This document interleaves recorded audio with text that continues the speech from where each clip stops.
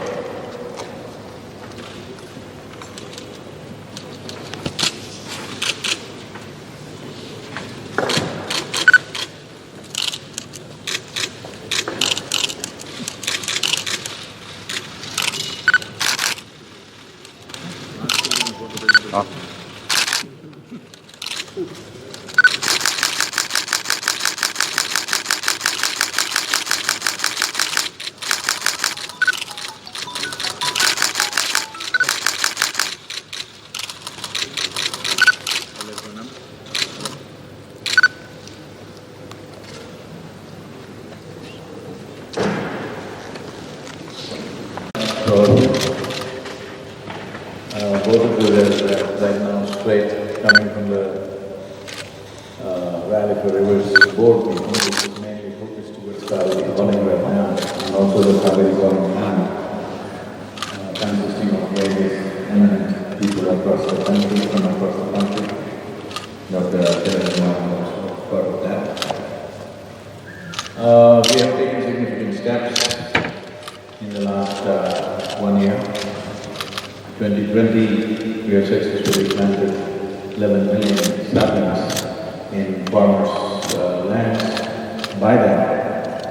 And Karnataka government has offered a certain subsidy of 125 rupees per tree for 4 years, spread over 4 years. So tracking this growth has been a challenge. So now we have partnered with a company which is already working with Karnataka government on the ground with over 10,000 people in various panchayats. So today, about 890 of them will be working for Cauvery Calling, creating a demand for the saplings, that is contacting local farmers, and our volunteers are there. And our contact with the farmers have been like over 1 million farmers have been in touch with us. Every day, over 12,000 farmers have been spoken to or connected on the WhatsApp, and over 16,000 farmers have been trained by our volunteers in the last 6 weeks. So the movement is really on the ground in a big way. The enthusiasm among the farming community is very high. Enthusiasm in the government machinery is like never before, because they see that for the first time farmers are actually willing to wanting to do this. Why is this important? I've been in conversation with various top scientists in the world in the last few months. Many scientists believe, many responsible scientists believe, by maybe 2035 or maybe 2040, if we don't make the necessary changes now, there could be serious food crisis in India. That's happening. When I say soil degradation, if you want any agricultural land to produce something, the organic content in the soil should be a minimum of 4 to 6%. If you walk into the forest in Western Ghats, the organic content may be 50, 60 or even 70%. But in an agricultural soil, it should be at least 4 to 6%. The United Nations Agency for Combating says that if you want to call soil a soil, not a sand, the difference between sand and soil is there must be a minimum of 2% organic content. But in nearly 40 to 42% of soil in India, agricultural soil in India, the organic content is well below 0.5%, not even 0.5%, well below. So this is a disaster which is not something that we're thinking of, which is unfolding. Unfortunately, we have forgotten. Just 65, 70 years ago, we had famines in this country. Hello? Have you forgotten? Maybe you did not report, you were not there at that time. But you know we had famines which would take millions of people every 2 years. Well, probably the Bengal famine is being much talked about because of various political and other realities of the time. But before that, the famines that happened in late 19th century and early 20th century have not been talked about and reported as much, but each one of those famines was millions of people. Well, once again, we are working ourselves in that direction of food shortages. It would be the most foolish thing to do because we are destroying rich soil and turning it into, desertification processes on in India in a big way. 42% of India's soil has been declared as fallow. In Tamil Nadu, over 60% of agricultural soil has less than 0.68 organic content. Why I'm saying Tamil Nadu? The delta farmers have always been considered as the richest farmers in the country, the Cauvery delta farmers.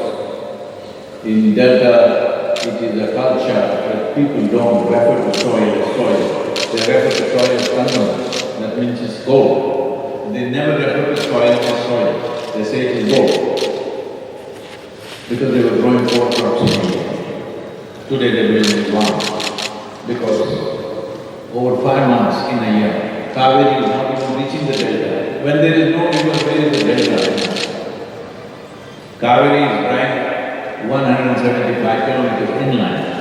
So for nearly half a year, the Cauvery is not even reaching the delta, so there is a disaster already unfolded, a lot of people are migrating, many things are happening there. So this is not no more some futuristic problem that we are addressing, it is today's problem. So Cauvery basin can become an example for the entire part of the world. This is how the NDCs see it, this is how most important scientists are seeing it.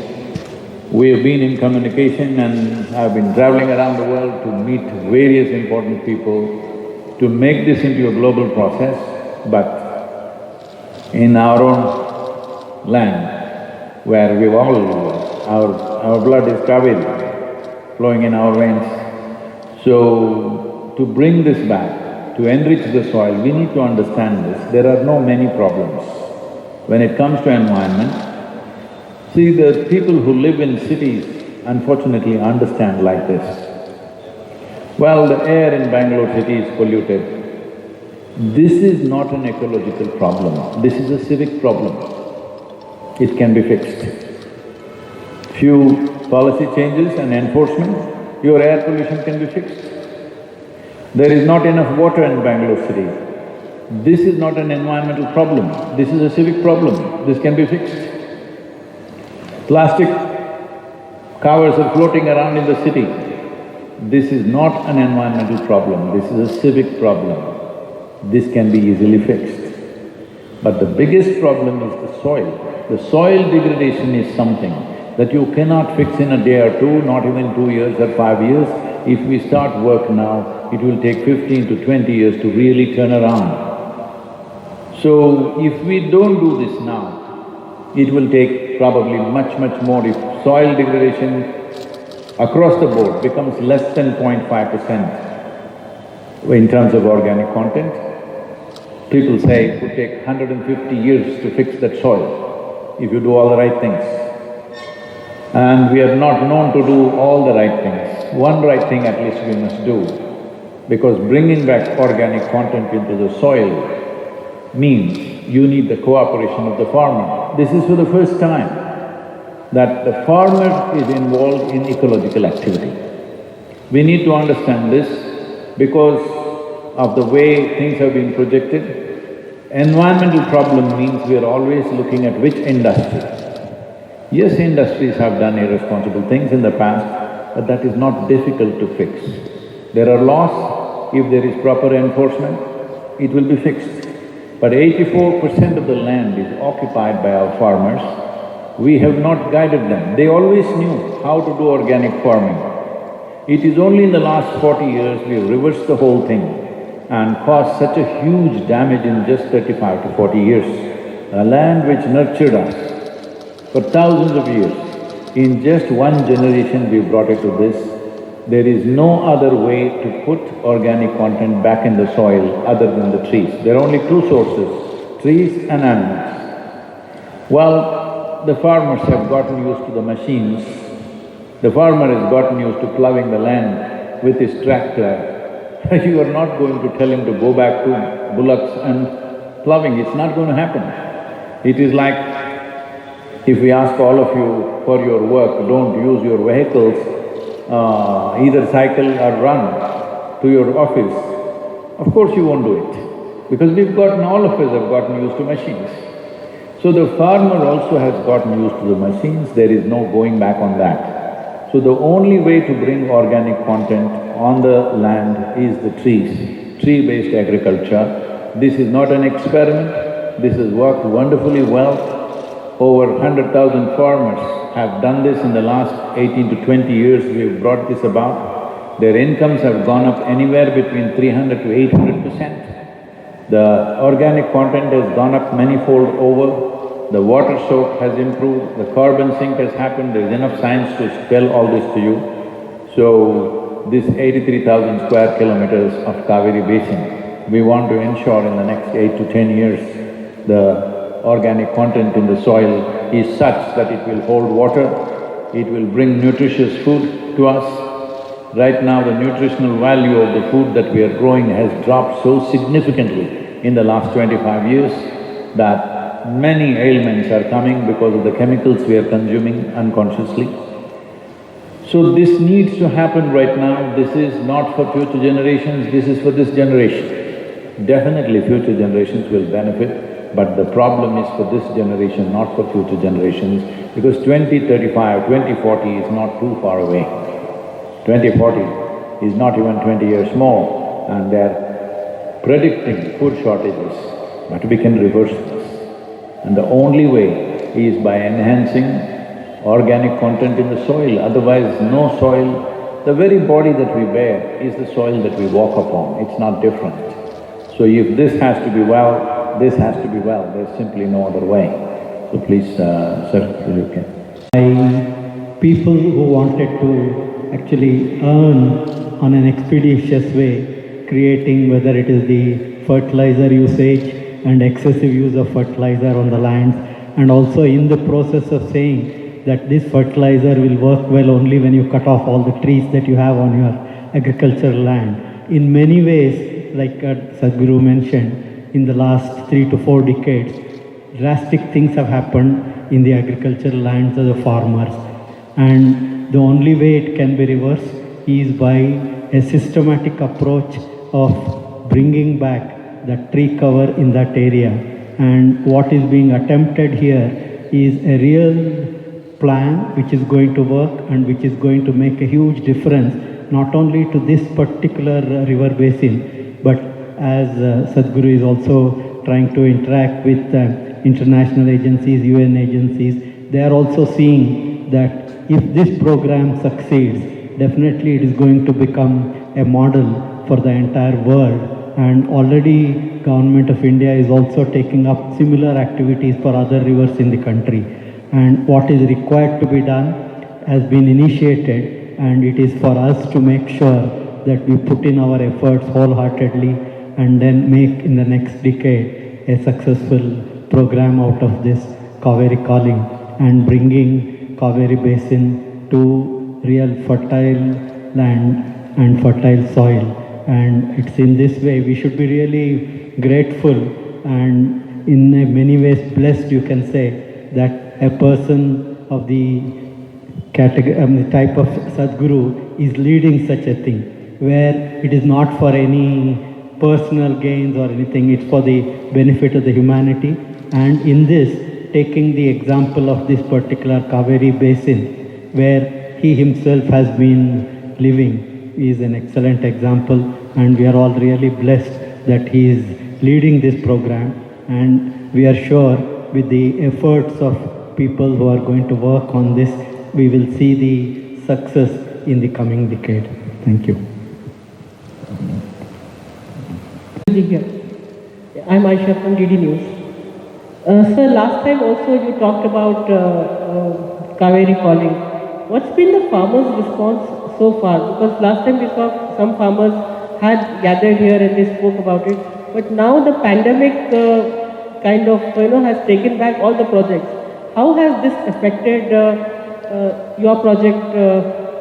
And also the second question is, we've seen you working remarkably during the 75 days helping people during the pandemic. Now the third wave is being talked about and the experts have alerted about this. Would this generosity from your side continue, and would you still take forward the project that you had taken up to help people? No problem with my generosity because I have nothing in my hands, only what people give, we give to others, okay? So, it's not my generosity, it is people's generosity, which we are only channelizing. And let us not ask for a third wave. Too many people have lost their lives. As I think very appropriately the Prime Minister articulated this well, saying, when will the third wave come? When we welcome it, it will come. Let's not welcome it. I'm glad all of us are sitting like this with the necessary social distancing, masks and everything. If everybody behaves like this, there will be no third wave. So let us not predict one more disaster upon ourselves. We must understand this, we are not predicting a disaster, we are planning one. Let's not plan a disaster upon ourselves, let's plan well-being. Because if this disease was being carried by some other species, mosquitoes or rats or something else, that would be different. The only carrier is a human being. This human being has enough sense in the head to behave consciously if we wish. We just have to, all of you who are in the media, you must impress upon the people that it's very, very important. The question, there are people right now, wax and anti-wax, mask and anti-mask. You can be whatever. You may not even be concerned about your life, but it is about everybody else's life. It's public health that we're talking about. It's not about my personal health, it's public health. So let us not invite wave 3. Only 2 world wars happened. Let's not make a third one, okay? So no third wave in the country. We must take a commitment that there will be no third wave in the country rather than asking when will it come. This is the difference. There are some human beings who are always looking for a prediction, but there are some who have a plan. I think we must have a plan in Karnataka to see that the third wave doesn't come, not look for predictions as to when it'll come. As it is said, it'll come when we welcome it. Let's not welcome it. But has the pandemic affected this Cauvery Calling? I'll come to it. Well, pandemic, I was personally involved in planning this various activities on the ground. I was concerned to put our volunteers on the ground, all young men and women who have many of them taken break from their college education, many of them resigning their jobs and coming because I asked 3 years, if you come, we'll make a difference. These people came who went out as Nadi Vidas. I was very concerned to put these young people on the ground when the pandemic was full on. But their dedication and commitment was such, they went there, they did the necessary job. We managed to encourage farmers to plant 11 million saplings in their lands in the year 2020. Now we are working towards about 35 million plantations in the coming year, 2022. So that, generating that interest among the farmers, once again our volunteers are out in the villages, not only spreading the message of Cauvery Calling, but also spreading the message of protocols for seeing that that particular village doesn't become a victim of COVID. So they are doing both the things at the same time, protecting themselves and also bringing that awareness to people. Has it been successful? It's been very successful in spite of the wave, in spite of the COVID happening, in spite of hesitation about really putting people on the ground. 11 million trees is not a small number to go into farmland. It's never happened before. See, governments plant, okay, in the afforestation program, in the government arid lands they plant. Survival rates are questionable in many different ways, but above all, it's government land. But farmland is what is important. That is where it needs to go. It's never happened before that farmers took this up in this scale. 11 million is a large number. In the last maybe 12 to 18 years' time, we planted over 52 million trees in Tamil Nadu, surviving trees, okay? Not just plantations and forgotten, surviving trees. Now we have a system where digitally every tree is recorded, there is a geocoding for it. The growth of every tree is measured year on year, because now there is a subsidy for the growth, how much the tree grows, the surviving trees have subsidy, so it is being documented in a systematic way. So this COVID situation is not going to stop us, because now we have, in every 2 panchayats we have one local person. Totally 890 people are on the ground who are doing this, and they're incentivized for every tree that they manage to encourage a farmer to plant. They are incentivized, and that incentive is going to go to them in the next 3 to 4 years as the tree survives. And every tree, a picture is taken and loaded on the database. Every farmer's document, his entire identity, his survey number, his Aadhaar card, his photograph, and the photograph of the trees, all this is going into the data bank. So you have a proper picture. In 1 year time, you will have a full picture, exactly what is happening on the ground. Thanks to technology that this is possible today. See, whether you speak Kannada or you speak Tamil or whatever else you speak, you still drink water. So, these controversies between two states are unfortunate, which have lasted for too long, and for some reason not sorted out. We can sit together and sort this out, but instead of that we carry this on. If we keep these controversies on, the real work that needs… Cauvery is neglected. We are thinking of who drinks more water. The question is, right now Cauvery is 40% of what she was 50 years ago. That should be our concern. We can build whatever we want, and all this is about how to use it. I'm talking about how to save it. Let's stick to that, because how to use it is only if it is there. Did delta farmers ever imagine that there will be no Cauvery reaching them? For these thousands of years that they've been rich farmers, did they imagine? They thought it's for good. Now it's come to them. What's come to them you think will not come to somebody else up the river? It will come in so many ways. So let's not waste time in these political controversies that are going on endlessly. If it is about water distribution, I'm sure we can sit down and sort it out. There are many ways to do it. But these things are unfortunately going on for too long. It's time we… Right now, the focus is on saving Cauvery. How… Until a few days ago, and frequent landslides and flooding of the catchment area has wiped out literally, like several of these plantations. So do you think this would, over year on year, would affect the pace of your plantation programs in catchment of Karnataka?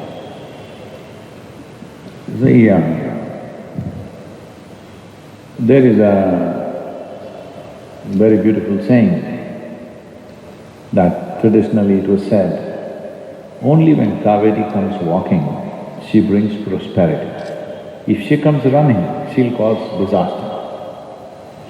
What you call as a flood is Cauvery running, not walking. If she has to walk, there has to be enough vegetation. See, we need to understand this. In a tropical country, there is no other source of water other than the rainfall that we get. Monsoon is the only source of water you have. River is not a source of water. The lakes are not a source of water. The wells are not a source of water. They are destinations for the rainwater to go and gather. So the rainfall, you should never say it is excessive rain. It is not excessive rain, we need all the rain we can get. Only thing is, do we have the storage capacity? Our idea of storage capacity is dams and more dams. This means we'll dam our future. Because dam is not the biggest storage, the biggest dam on the planet is the soil. The soil in the world actually holds 8 times more water than all the rivers on the planet put together. But as the organic content dissipates in the soil, its ability to hold water is gone. So this is why it is running on the surface. For example, the rich lands of Coorg and Malanadu, when the rain comes, it should not flow, it should sink. But now it is flowing because of so much development, because of so much clearing of trees, not enough vegetation, because of that it's happening. Some amount of flooding is a natural part, and because of flooding, it also brings alluvial soil. I must tell you, 2 years ago when we did the Cauvery Calling, we camped on the Krishnaraj Sagar Dam backwaters. I have lived there for many years. Right on the riverside, I have lived there for many years. Never had I seen Krishnaraj Sagar Dam brown in color. Water would always be clear. Now it is brown. You know what this means? The mountains of your Kodagu is coming into Mysore district in the form of soil in the water. This is a disaster. This is not good. So you talk about landslides, this and that. All this simply means the mountains are melting and coming to the plains. Not good. It should happen at a minimum level. But right now, in United States, the soil degeneration is happening 10 times than what should happen by natural process. In India and China, it is happening 40 times over, 4,000% more than what would naturally happen. So the amount of soil that should come down the river, 40 times more, it's coming right now. This is a disaster. You please go and see post-monsoon Krishnaraj Sagar Dam, it's brown in color. All my life I've never seen a brown Krishnaraj Sagar Dam, always clear water, but now it's brown in color. This is a warning sign. Are you waiting for it to turn red? It's red earth. Data help in this movement, because you have already said that this is not a government project, and also there were issues with regard to this project where government land came in between, and they said it should not, that should not be… I must clear that aspect. The accusation is, 2 accusations. One is, we are forcefully collecting money from the farmer. I will tell you as an experiment, any of the young men here, please try to collect money from the farmer forcefully and see what happens to you. Hello? You think it's a possibility? You think it's a possibility? No. And the next accusation is we are planting trees on the government land. Not a single sapling we planted on the government land, it's all in farmers' land. That is the whole movement, to bring trees to the farmland. So, unfortunately, there are people like this in your city, you need to deal with them. What space technology can do for an activity like this is trying to monitor the land from space and see what has been said is happening or not, because today you have enough observation capabilities available which can actually pick up the plants or the trees that have been planted And more than that, the geospatial technology usage today, actually Dr. Sadhguru mentioned that each tree can be geotagged and each tree can be actually monitored during the course of its planting to growth by taking a picture. It could be even from a mobile, and the mobile at the time of taking that image, both the location and the time of the activity gets recorded. That is the technology. So a lot of geospatial technology tools that have been developed for monitoring activities which have been put to use. Probably you will be familiar that the government uses even for this the housing program, where the fund releasing happened on the basis of such technology, where the person who is building constructing his building takes the picture of construction from all the four corners at regular intervals, and based on that mechanisms the fund gets released. Now in this particular case, that is where the real advantage comes. The advantage of actually what is happening in the farmer's land, whether the actual tree has been planted, how it is growing, all of that becomes a verifiable output, verifiable outcome, and that's where the people who are going to provide the funding also get the satisfaction that what they have funded is actually gone to the right place. All this can happen. So that's where the technology is coming. But in terms of monitoring and providing other inputs, what it can also do is, based on the studies of many years of data collected over regions, what kind of crops have been grown there and what is the soil properties that is required, need for micronutrients, what kind of micronutrients can be used. Some of these can be done using the space technology based tools, and that is where some effort is going on to make use of the data that has been collected. In fact, we are encouraging volunteers to make use of the data that has been collected over last many decades, and using that the student groups from academic institutions can actually bring out in the form of specific projects for which land what kind of tree is more beneficial, along with the agricultural experts.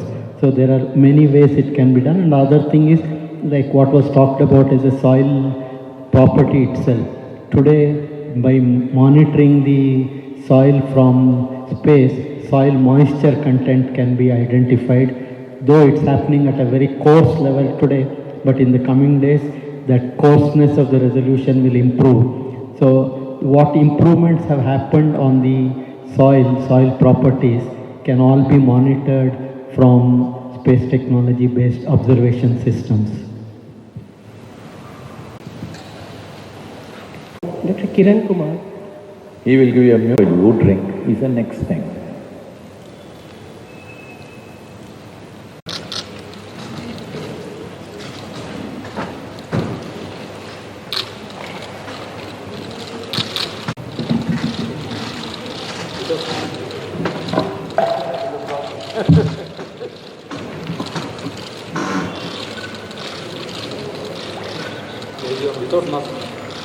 If it goes on the media, you will have a lot of reactions coming if you don't wear the mask.